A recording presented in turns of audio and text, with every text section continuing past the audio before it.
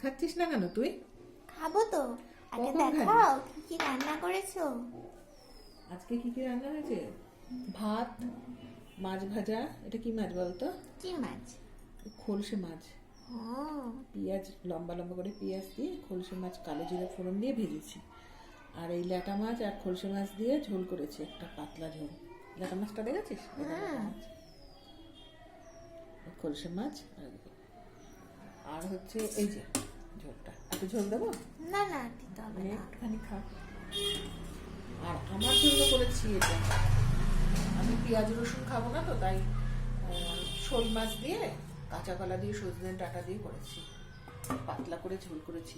আর তোদের শোল মাছ দিয়ে দেখ কি করেছি। ও পুরো মাংসের মতন করেছো দেখছি। হ্যাঁ, আর লাল শাক ভাজা করেছি, কাসন দিয়ে লঙ্কা দিয়ে খাবি। শোল মাছটা কেমন হয়েছে বল? দারুণ হয়েছে। একদম মাছের মাথা, দেখেছিস? হ্যাঁ।